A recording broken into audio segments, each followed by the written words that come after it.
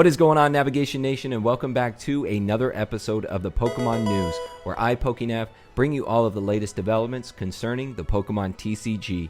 And a very Merry Christmas to all of you out there. With it being the week of Christmas, it has been very slow for Pokemon news and new developments.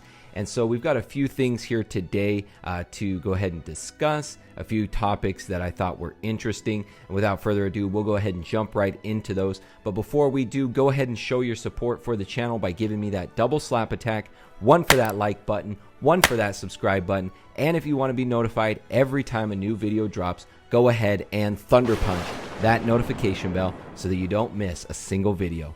And with that being said, guys, let's go ahead and jump right into our first story here. And we have the next wave of Pokeball tins that are going to feature a level ball. Now, to be quite honest, I'm not the biggest fan of the Pokeball tins. Very often, these products have a tendency to squish the packs that are on the inside, but it is cool to see them bringing out a different type of Pokeball into the lineup.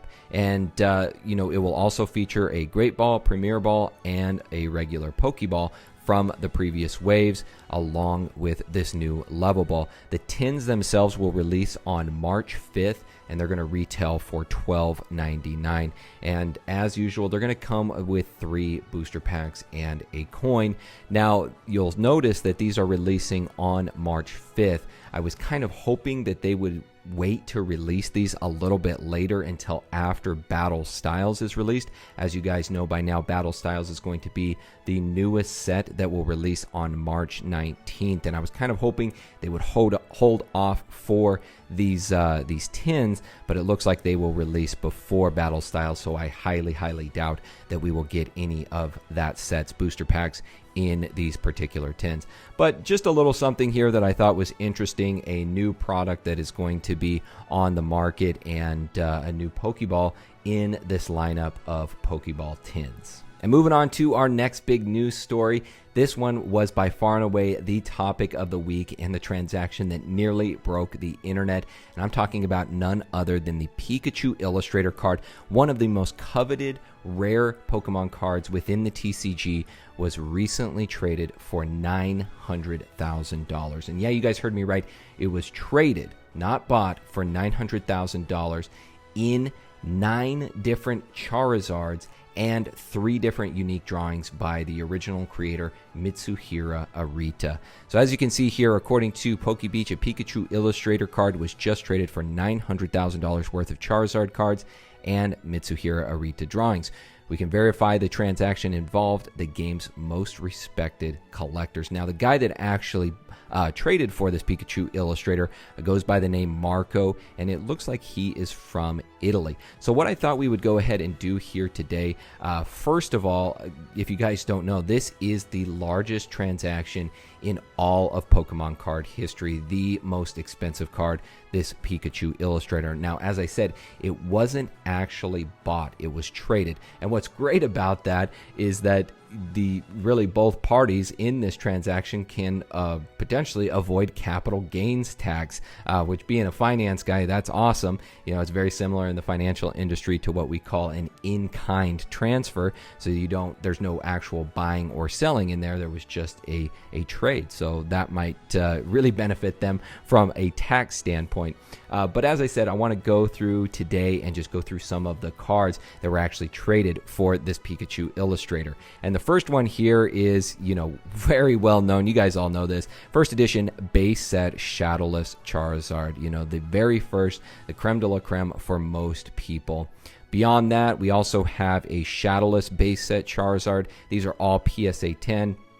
Here we've got a 1996 base set Japanese Beckett 9.5, very close to that pristine 10. We also have a 2002 Charizard Expedition. Love this card.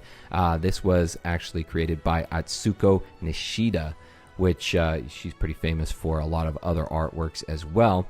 Here we've got this one was actually a Pokemon Center Learning Event prize card. It says here this card is released during an event in 2001 that was for teach how to use Pokemon card at the Pokemon Center. So that's pretty cool. I was actually a little unfamiliar with this particular card. but definitely looks like it's right up there in the upper echelon. Also, we've got a 1998. This is the CD promo for the Game Boy game.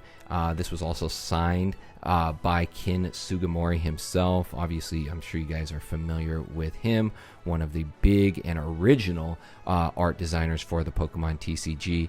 Here you have another Charizard Expedition holo here. This is in a PSA 10. It's only a pop 35. Here you have the Crystal Charizard, this one coming to us from Skyridge, obviously PSA 10.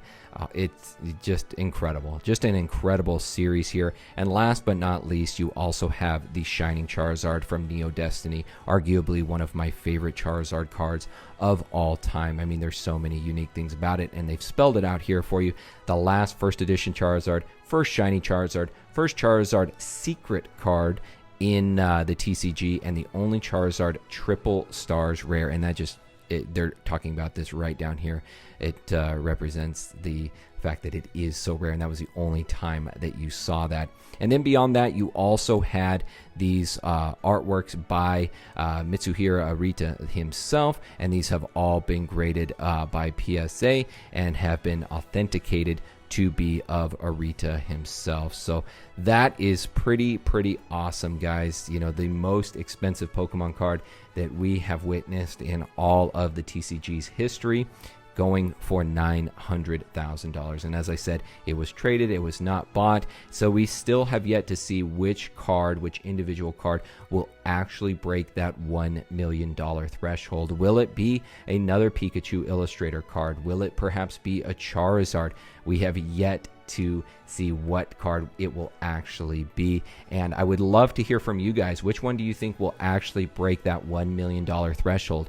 Will it be another Pikachu Illustrator? Will it be another trophy card? Or could it potentially be a Charizard? Let me know down in the comments below. And rounding things out for today's episode of the Pokemon News, you guys know how much I enjoy CoroCoro cards and how much I have talked about them in previous videos in the undervalued Pokemon card series. I featured several in those. Well, we've got another one coming out, and it is none other than Snorlax, one of my favorite Pokemon of all time, and it is the first one from the single strike mechanic. So as PokeBeach reports here, a new Snorlax promo will be included in the next issue of CoroCoro Ichiban magazine. This is the first promo card using the new battle style mechanic. In this case, Snorlax is a single strike Pokemon. And I've talked about it before, basically the difference between the two, that you have single strike and you have rapid strike. Single strike is more of like a one knockout type of attack.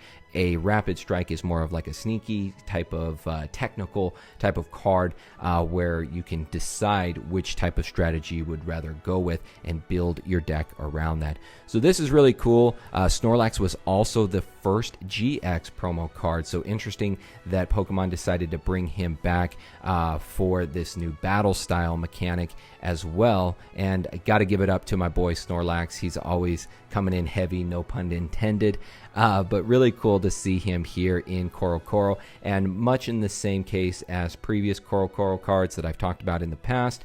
I think this one definitely has potential. I love promo cards. It's got all of the right makings for me. It's CoroCoro, it's Japanese exclusive, and it's got a new battle style mechanic on there, a new mechanic, the first of which to be featured for this particular magazine, that being CoroCoro. So I think this will definitely have potential in the future, and one that I think you guys should definitely keep your eye on. So that is going to do it for this episode of the Pokemon News. Thank you guys so much for your support. A very Merry Christmas to all of you out there. Stay safe and have a wonderful holiday. Other than that, guys, I will see you all next time. My name is PokeNav. I'm here to help you navigate the world of Pokemon one video at a time, and I will see you all in the next video.